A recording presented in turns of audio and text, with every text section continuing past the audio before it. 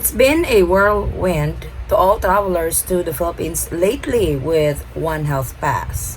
But finally, we have some clarifications. They have responded to our email when it comes to barcode and QR code clarification. So pinahirapan pa yung mga kababayan natin. But finally, we have the answer. Details coming right up.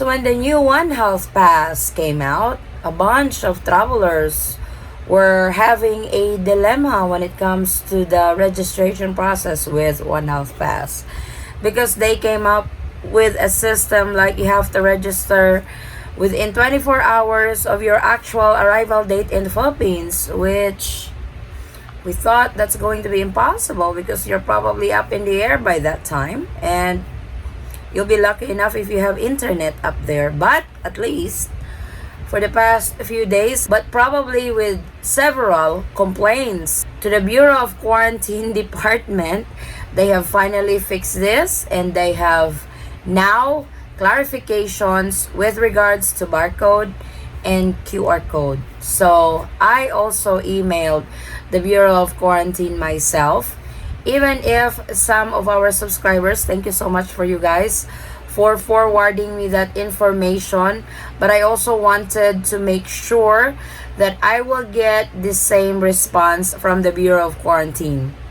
And sure is, we have received the same response as others. So I will be reading to you guys their response because this is very crucial, especially to those who are traveling to the Philippines anytime soon. So this is what the Bureau of Quarantine's response to my inquiry earlier. So I have emailed them yesterday, actually last night, or wee hours in the morning actually. I emailed them with regards to the concern of the barcode and QR code, because there are some travelers who are not able to board the aircraft because they only have the barcode. So we will clarify all that through this email, through this response from the Bureau of Quarantine, and hopefully this will give more clarification, especially to those airlines who have not been updated to the new One Health Pass system. So this was how my email goes. Greetings.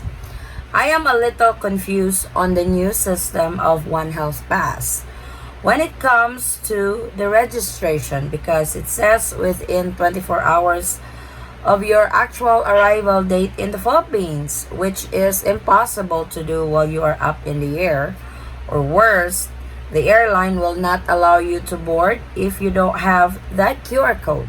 Can you please enlighten me on this? Looking forward to your reply. Thank you, Addie. So they responded to me this morning, and this is their response. Good day.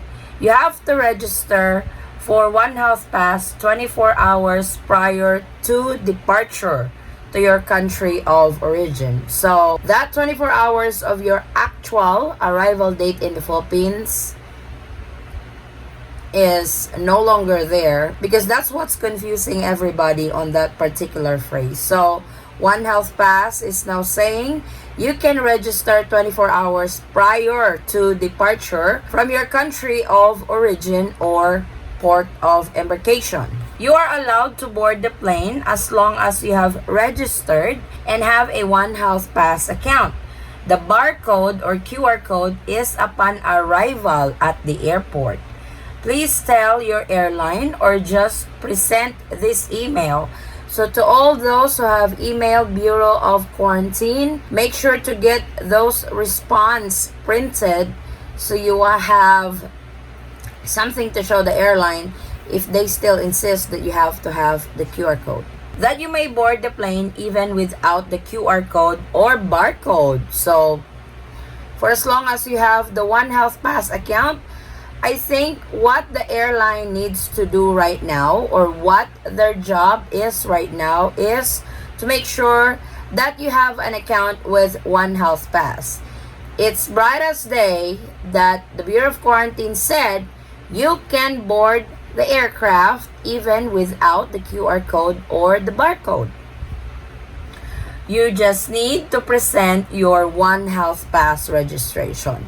So, reading this, they actually have simplified the requirements when it comes to One Health Pass. Because, like the Bureau of Quarantine has said, the barcode or the QR code is your arrival process in the Philippines. This is needed when you arrive in the Philippines, not when you are checking in at the port of origin or port of embarkation.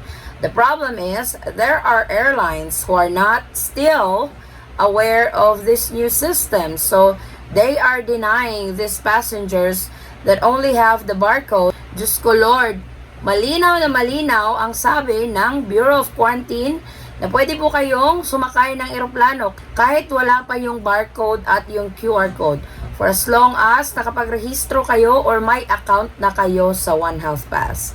Kasi yung barcode at QR code, i-check talaga yun pagdating nyo na ng Pilipinas. So let's continue. Medyo mahaba-haba tong love letter ni Bureau of Quarantine sa atin.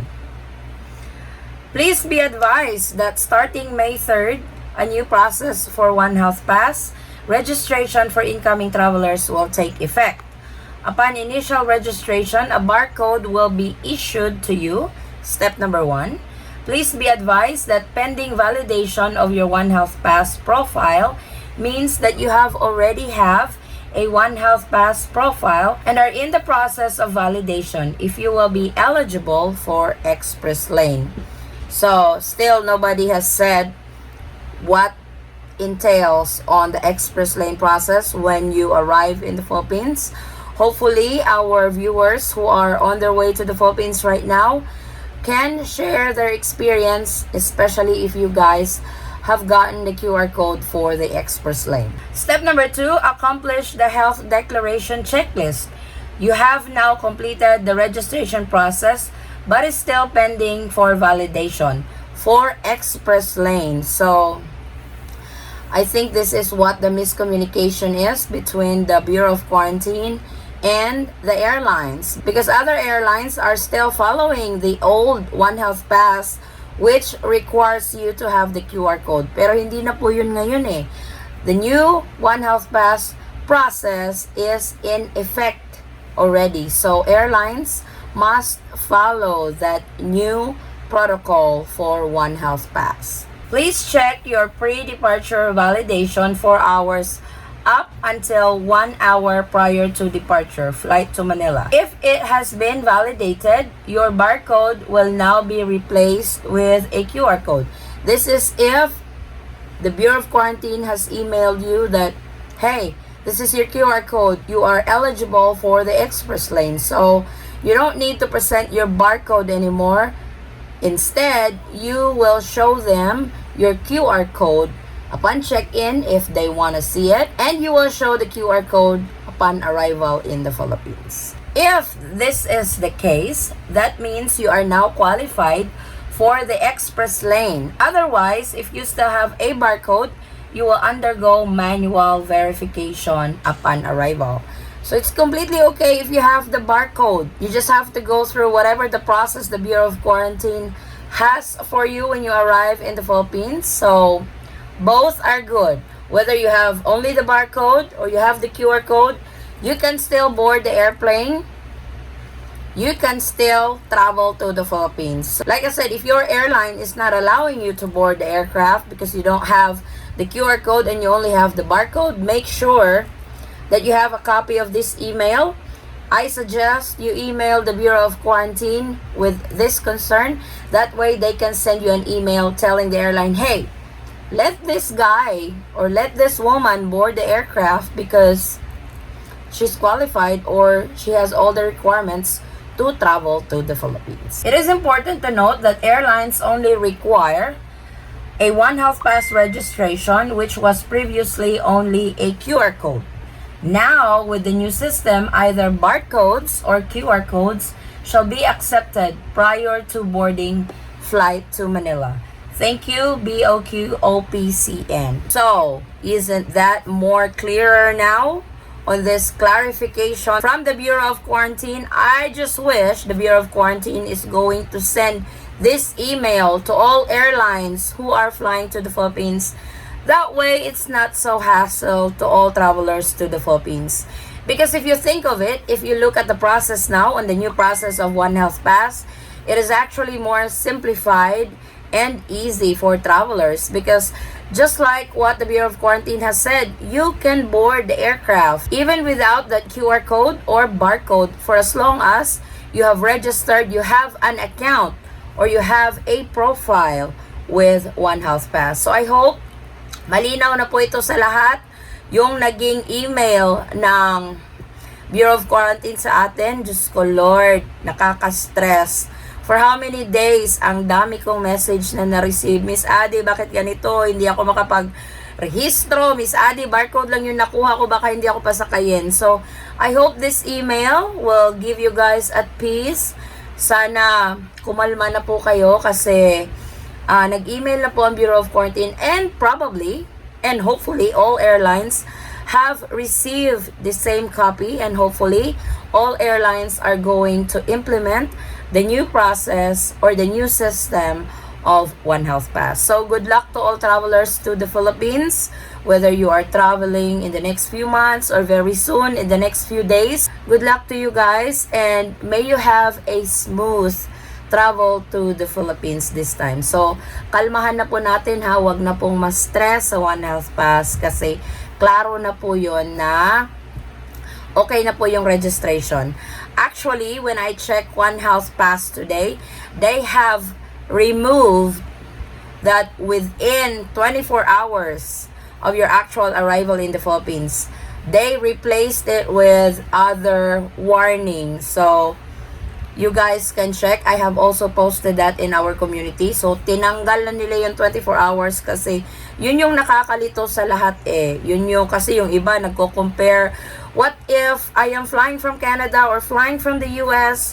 We have a time zone difference. So, I don't understand why the time zone difference was even involved on the process. So, I hope guys, this is a lot more clear to you and a lot more convenient on your part when you guys register with One Health Pass. And to those, like I said, who have arrived in the Philippines with the new process of One Health Pass, please share your experience so we can give our community a heads up on what they are going to be experiencing when they arrive in the Philippines this time. And I really appreciate it, guys. So, this is our latest travel updates to the Philippines with One Health Pass. Hopefully, we can move on with One Health Pass already. If you have any questions, concerns, or inquiries with regards to this video or in any of our travel-related videos, please comment it down below and I will try. I am trying my best, guys, to reply to each and every one of you. But if you have urgency, you can also message me in our Facebook page, same handle, the Eaton Squad. Again, guys, thank you so much for the continued support and trust to our channel, the Eaton Squad. I hope to see you on our next travel update. Stay safe, stay healthy, and God bless everyone. Bye.